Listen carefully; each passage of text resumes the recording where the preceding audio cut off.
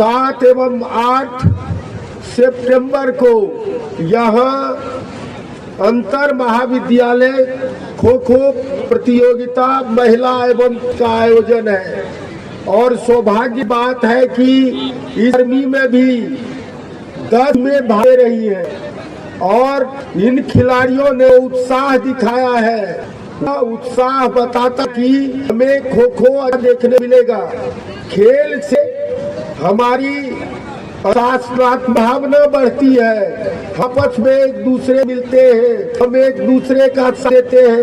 यह प्रतिस्पर्धी होता है, लेकिन खेल कैसा खेल की भावना खेलना है। तो टीमें भी तो एक की भी, इसलिए खिलाड़ी को यह संदेश है हमें खेलना है। खेल से हमें शरीर और स्वस्थ मस्तिष्क का है। अतः हमारे मन में जितना महत्व का है उतना कम महत्व खेल नहीं है।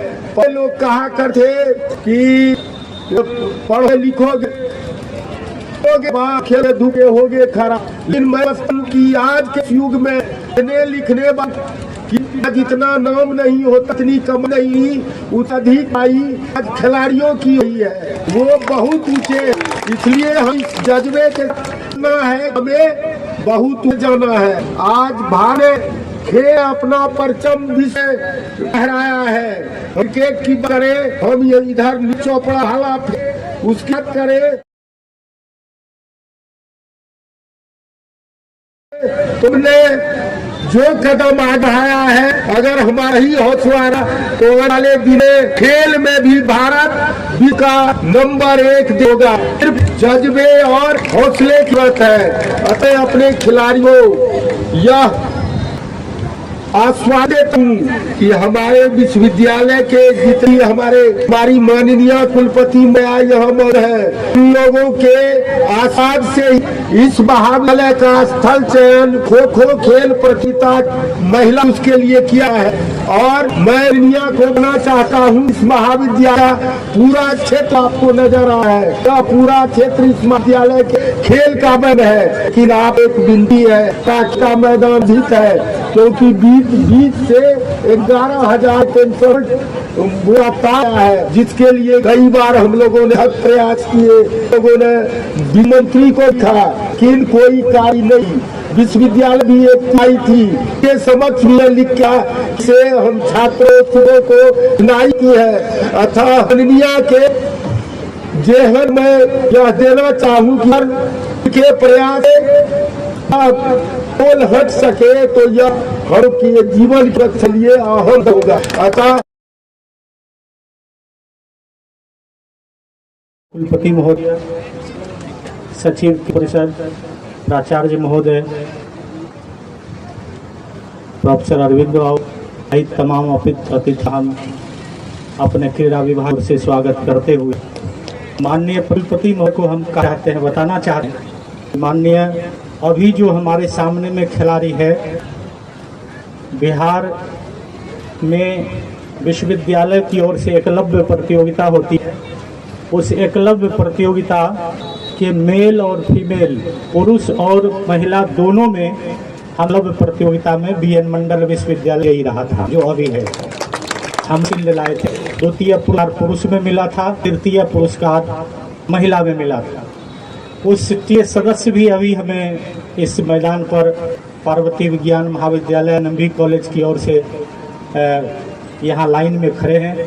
तमाम आप सभी खिलाड़ियों को धन्यवाद देते हुए आप सभी खिलाड़ियों से कहना चाहता हूँ, जो एकलव्य प्रतियोगिता 2019 में हमारे विद्यालय की ओर से 2 ऐसे प्रतिभागी भी शामिल हुए थे, जो के दीक्षा समारोह में गोल्ड मेडल दिया गया था अपने विषय में। इसलिए तारीख भी अच्छे कर सकते हैं पढ़ाई में।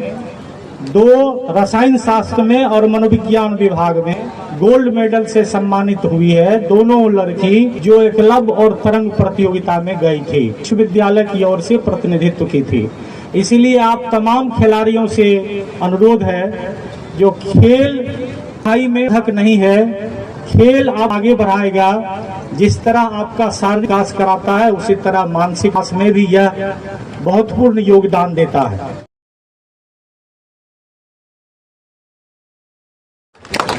मैं आप लोगों को बताना चाहता हूं कि मैंने ये जिम्मेदारी जब से मुझे मिली है तब से मैंने ये कोशिश की है कि महाविद्यालयों का और इस खेल की प्रतियोगिता जो है, जो अंतर महाविद्यालय होता है, तो इसमें सबकी सहभागिता हो।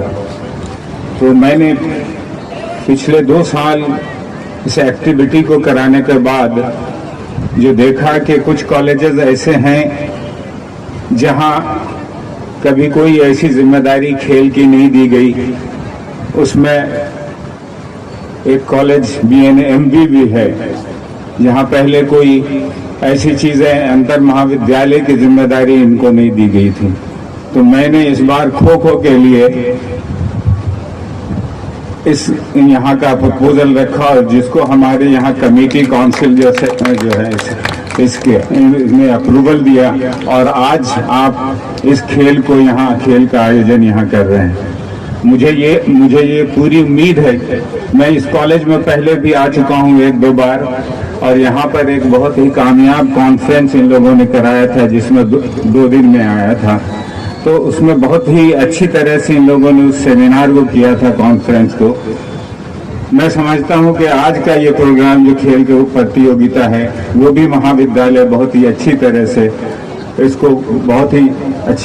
इसको निभाएगा। मैं खास तौर से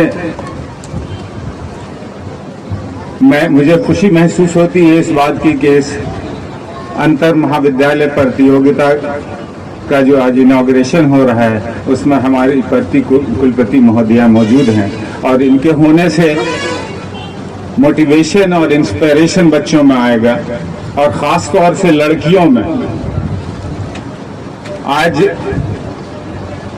अभी प्रिंसिपल साहब बता रहे थे कि हमारे भारतवर्ष के खिलाड़ी अंतर्राष्ट्रीय स्तर पर बहुत अपना परचम लहरा रहे हैं। उसमें कई खेल ऐसे हैं जैसे बैडमिंटन है, टेबल टेनिस है, अभी बताया जेवलिन थ्रो है और इस तरह के बहुत सारी चीजों में अंतर्राष्ट्रीय स्तर पे मैं उम्मीद करता हूं कि इस तरह की प्रतियोगिता जो होगी, ये प्रतियोगिताएं इसलिए की जाती हैं यहाँ पर कि कॉलेज और यूनिवर्सिटी में पढ़ने वाले बच्चों को ये मौका मिले, इसमें जो छुपा हुआ टैलेंट है वो बाहर आए।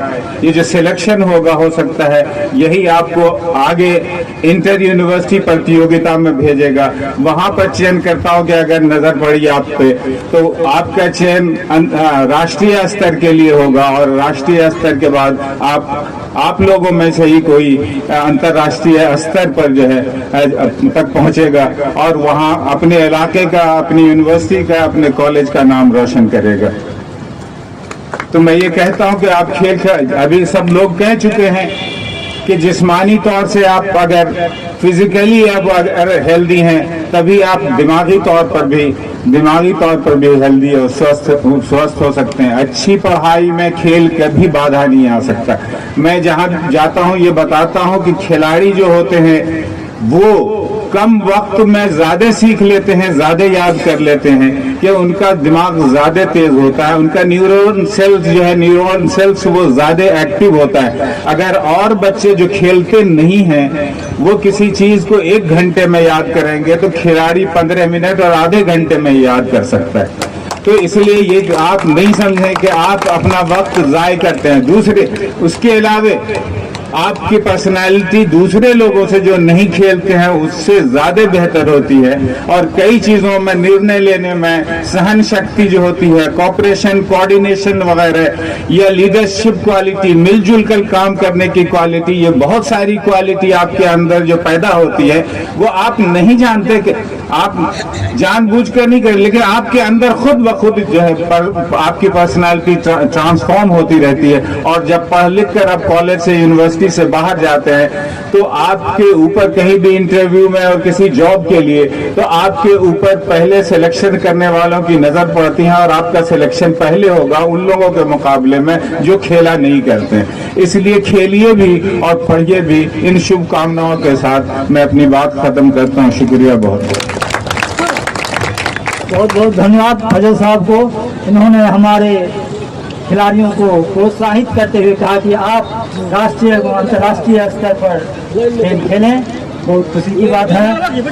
हमारे ओबीसी साहब माननीय डॉक्टर आभास सिंह शिक्षा के साथ साथ एनएसएस और खेलकूद को आगे बढ़ाने में महत्वपूर्ण योगदान रहा है इनका। अब मैं इनसे आग्रह करता हूं कि वे अपना विचार व्यक्त करने की कृपा करें और हमारे छात्र छात्राओं को प्रोत्साहित करने का प्रयास करें।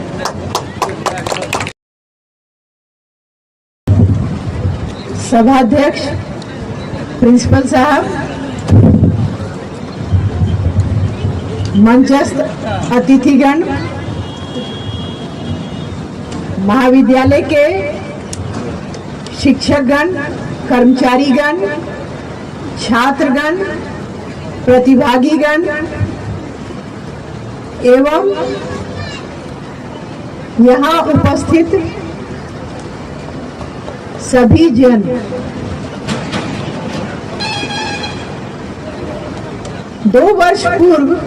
करीब 2 वर्ष पूर्व मुझे बीएन विश्वविद्यालय मधेपुरा में योगदान का अवसर मिला और इस समय अवधि में विश्वविद्यालय के कई महाविद्यालयों में जाने का मौका मिला और मैंने पाया कि ज्यादातर महाविद्यालयों के पास इतनी अच्छी जमीन है, खुला मैदान है, जिसको देख करके मन खुश हो जाता है और जिसकी कल्पना बड़े बड़े शहरों के शिक्षण संस्थान के लोग कर नहीं सकते हैं और इसके चलते उनके ग्रोथ में बाधा उत्पन्न होती है। अच्छे अच्छे स्कूल कॉलेज खुल जाते हैं लेकिन बच्चों को शारीरिक गतिविधि का अवसर नहीं मिलता है बड़े शहरों में। और बीएन मंडल विश्वविद्यालय के महाविद्यालयों में ये सुविधा, जिस प्रकार की सुविधा है उसके अनुरूप जब इस साल के खेल कार्यक्रम में जो जाने का मुझे मौका मिला तो मैंने देखा कि छात्रों के बीच भी एक उमंग रहता है, एक उत्साह रहता है इन प्रतियोगिताओं में भाग लेने का और ये सबसे अच्छी बात है। मुझसे पहले के वक्ताओं ने आप सबों को विस्तार पूर्वक बताया कि खेल खेलने के क्या क्या फायदे हैं, लेकिन मैं अपनी बात आरंभ करने से पहले प्रधानाचार्य महोदय ने जो कुछ बातें कही उन पर अपना विचार देना चाहती हूँ कि कोई भी महाविद्यालय है या विश्वविद्यालय है तो उसके इंफ्रास्ट्रक्चर के डेवलपमेंट के लिए सरकार ने बहुत अच्छी योजना बनाई है और फंड भी बहुत अधिक राशि देने के लिए सरकार की तरफ से कोई कठिनाई नहीं है। कोई भी महाविद्यालय जो सोच समझ करके खर्च करता है और उसका लेखा जोखा रखता है और समय पर यूटिलाइजेशन सबमिट करता है, उसको वह संस्था जो रूसा के माध्यम से फंड देती है, हमारे state education council, higher education council के माध्यम से जो फंड देती है, तो समय पर यूटिलाइजेशन देने वाली संस्थाओं को ज्यादा प्रश्रय दिया जाता है। इसलिए महाविद्यालय के डेवलपमेंट में मूल रूप से मैं समझती हूँ कि महाविद्यालय का ही योगदान रहता है। यह अलग बात है कि जिस प्रकार से कोई डेवलपमेंट का फ्रेमवर्क बनाया जाता है, उसमें विश्वविद्यालय के पदाधिकारीगण से विचार विमर्श करना होता है और जो प्रॉपर चैनल से जो प्रक्रिया होती है उसको अपनाई जाए। तो मैं नहीं समझती हूँ कि डेवलपमेंट में कोई कमी आएगी, किसी प्रकार की कोई अड़चन आएगी। जहाँ तक ये हाई टेंशन वायर की बात प्रिंसिपल साहब ने उठाई है, तो ये मुद्दा बिजली विभाग के साथ संबंधित है और हमारे ही क्षेत्र के बिजली मंत्री, ऊर्जा मंत्री वर्षों से रहे हैं और उन्होंने बहुत अच्छा काम किया है। पूरे बिहार को बिजली की रोशनी से जगमगा दिया है। तो मैं समझती हूँ कि यदि सीरियस होकर के इस मुद्दे पर हाई टेंशन वायर के संबंध में विश्वविद्यालय के अधिकारीगण उनसे मिलेंगे तो निश्चित तौर पर इस समस्या का निदान होगा। आज जिस खेल के अवसर पर और ये इंटरेस्ट इस खेल को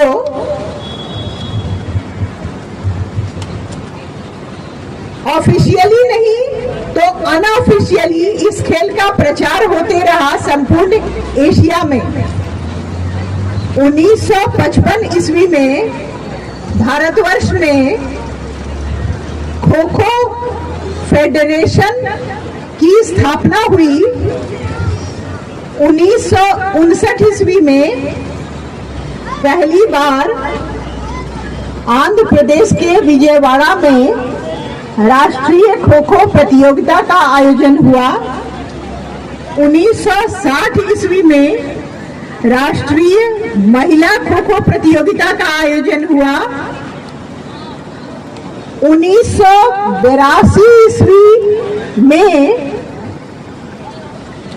जब एशियन गेम खेला गया भारतवर्ष में, 82 में खेला गया था, 82 में, तो उस एशियन गेम में खो खो प्रतियोगिता को भी जगह मिली थी और उसके बाद भारतवर्ष में हर साल महिला और पुरुष खो खो प्रतियोगिता राष्ट्रीय स्तर पर आयोजित की जाती है। और इन सब से जो एशियन गेम में इसको जब स्थान मिला, इसका मतलब है कि एशिया में इसका प्रचार हो चुका था। और तब जब हम आगे बढ़ते हैं तो देखते हैं कि 2013 ईस्वी में इंग्लैंड में खो खो फेडरेशन की स्थापना हुई। इस प्रकार से ये खो खो का खेल जो है यह संपूर्ण संसार में कहें तो इसका प्रचार प्रसार हुआ है और इसको एक्सेप्टेबिलिटी मिली है। तो इस एक्सेप्टेबिलिटी का कारण क्या है?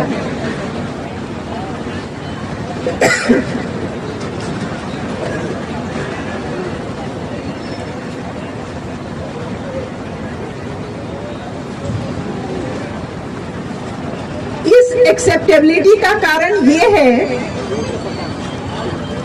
कि खो खो का खेल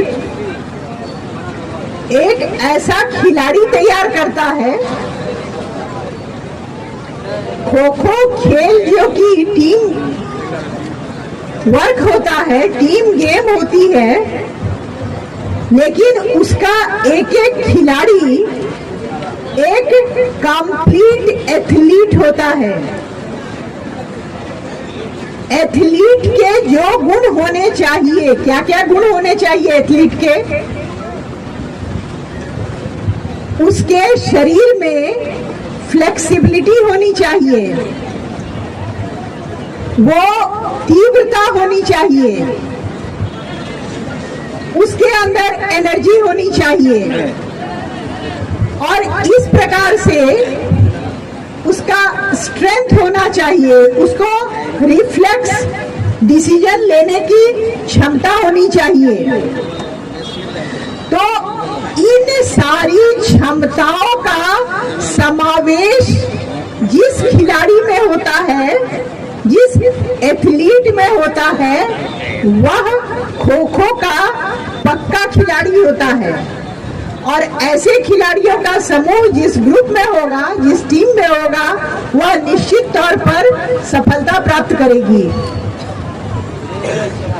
यह टीम का गेम है, टीम भावना से सहयोग के साथ खेल खेलते हैं और इससे आपके व्यक्तित्व का भी विकास होता है। तो जब टीम जब खेलता है तो या कोई भी खेल जो होता है उसमें कोई एक पक्ष जीतता है, कोई दूसरा पक्ष हारता है। खेल प्रतिस्पर्धा की भावना से खेला जाता है और प्रतिस्पर्धा जो है वह कोई निगेटिव बात नहीं है, कोई बैड वैल्यू नहीं है। प्रतिस्पर्धा व्यक्ति को प्रेरित करती है आगे बढ़ने के लिए, अच्छे से अच्छा खेलने के लिए।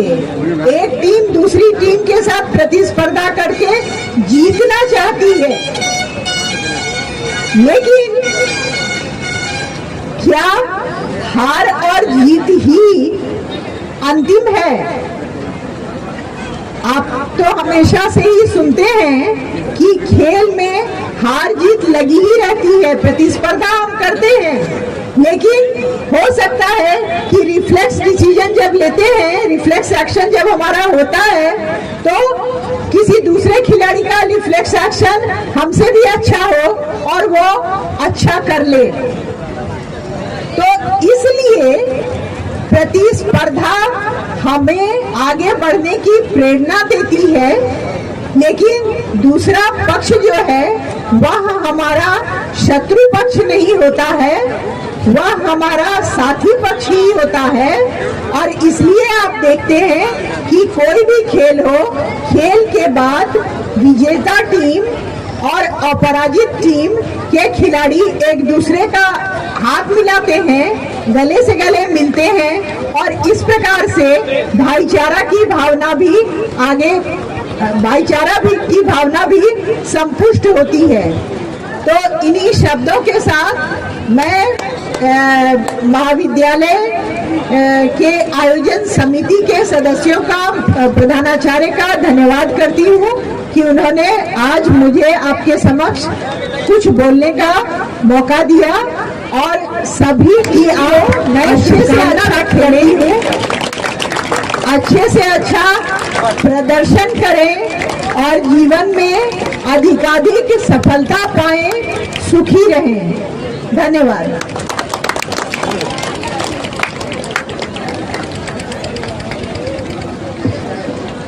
कुलपति महोदया के प्रति मैं आभार व्यक्त करता हूं।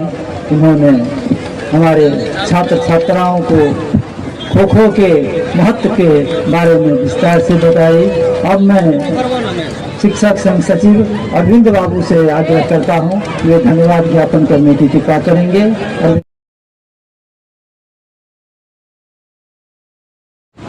भूपेंद्र नारायण मंडल बालिज महाविद्यालय के इस खेल परिसर में आयोजित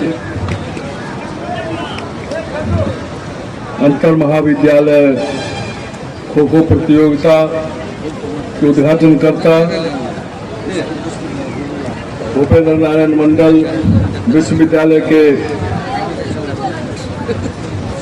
माननीय प्रतिकुलपति मैडम आभा सिंह जी, इस समारोह के सम्मानित अध्यक्ष हमारे महाविद्यालय के प्रधानाचार्य जी, यहाँ उपस्थित विश्वविद्यालय के क्रीड़ा सचिव डॉक्टर फजल साहब, डॉक्टर शंकर कुमार मिश्र जी, यहाँ उपस्थित महाविद्यालय के तमाम शिक्षक और शिक्षकेतर कर्मी, विभिन्न महाविद्यालय से आए हुए प्रतियोगी टीम, दोस्तों और मित्रों, अभी आपने देखा कि हमारे सभी अतिथिगण इस महाविद्यालय में आयोजित इस प्रतियोगिता के लिए, जो हमारे प्रतिभागी छात्र छात्राएं यहाँ उपस्थित हुई हैं विभिन्न महाविद्यालयों से, मैं भी अपनी ओर से, अपने महाविद्यालय के समस्त परिवार की ओर से सबके लिए शुभकामना प्रेषित कर रहा हूं कि आप अपने मकसद में कामयाब बने, अच्छा खेलें, शानदार खेलें, अपने भविष्य को और शानदार बनाने की दिशा में एक कदम बढ़ाएं। इन्हीं चंद शब्दों के साथ मैं उपस्थित विश्वविद्यालय के तमाम पदाधिकारीगण, मुख्य रूप से मैडम प्रतिकुलपति महोदया को, फजल साहब को, शंकर कुमार मिश्र जी को धन्यवाद देता हूं, महाविद्यालय परिवार को।